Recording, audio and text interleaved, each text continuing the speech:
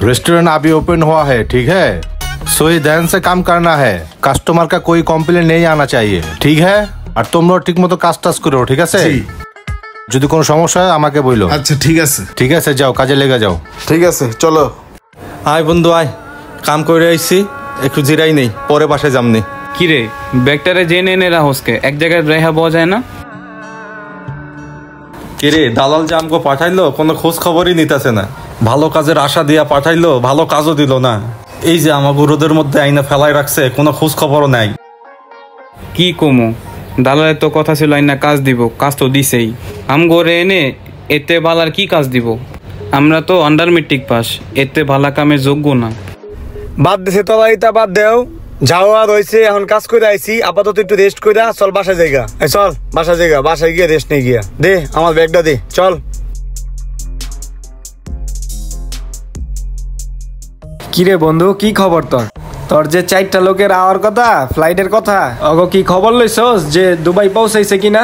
খবর লমু কি, অগো ভিসা দিছি, টিকিট দিয়ে দিছি, আইব না অগো মন মতো। আমার কি কাজ, আমার কাজ তো শেষ। তারপরেও তোর যে লোকগুলো আইতাছে এরা কিন্তু ভালো কাজ পাইতাছে না। আসসালামু আলাইকুম বড় ভাই, ভালোই তো আছেন? আলামায় আসছেন, ভালো ভালো পোশাক আশাক করতেছেন, খাইতেছেন।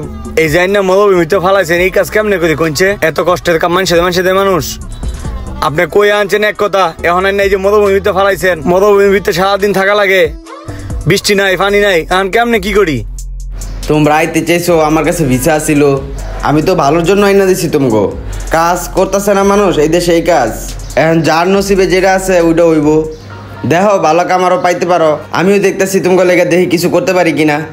ভাই আমগো তো আনছেনি এই ভিসা দিয়া, নেক্সট টাইম এই ভিসা দিয়ে আর কাউরে আইনেন না, আর কারো ক্ষতিও করেন না। ঠিক আছে ভাই, তো আপনি একটু মাথায় দেখেন আমগো একটু ভালো কাজ টাজ পাইলে ম্যানেজ করে দিন, খুব কষ্টে আছে ভাই। ঠিক আছে তাহলে তোমরা যাও, আমি দেখতেছি তোমাকে বিষয়টা, দেখি কোনো ভালো কাজ পাইলে তোমাকে ইনফর্ম করবো নে। ঠিক আছে ভাই, গেলাম, জানায়েন। কিরে তোর লোকগুলা সবই এরকম কেরফা মেরফা, কইতে পাস এগুলা তুই? আরে বাদ দে, এটির প্রশ্ন করে লাভ আছে? বিরিয়ানি না, চল বিরিয়ানি খাইগা। বোল্ট সুকের এই পার্কে প্রতিদিনই আসি আমি, ওই পাশে একটা সমুদ্র আছে। বন্ধু চল এই রেস্টুরেন্টে যাই, এখানে বাঙালি কিছু লোক কাজ করে, এখানে আলাপ করি, আমাদের একটা কাজ মিল করে দিতে পারে কিনা। আরে বেটা আমগুলো কি ওই এক্সপিরিয়েন্স আছে রেস্টুরেন্টে কাম করার মতন? আরে ভাই কাম কি মায়ের পেটেতে শিখাইছে, আগে ল যাই, যা কথা কয়ে দেখি কি কয়। চল বন্ধু গিয়া দেখি।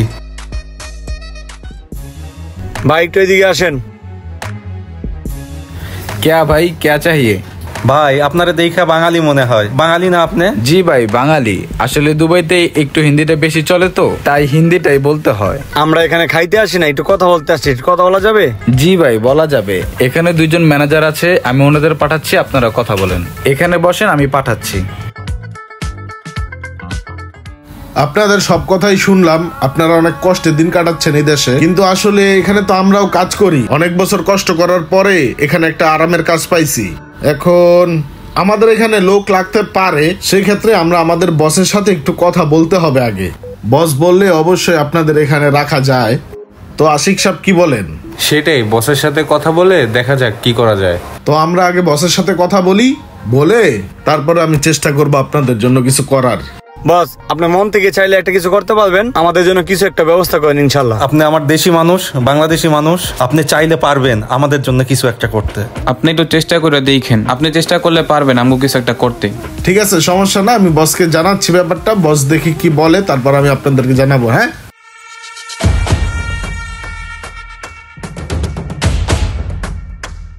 ভাই খাবার নেন, শুরু করেন।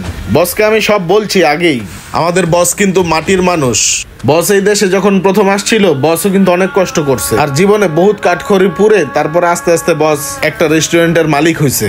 তো যাই হোক, প্রবাসীদের জন্য বসের অনেক মায়া।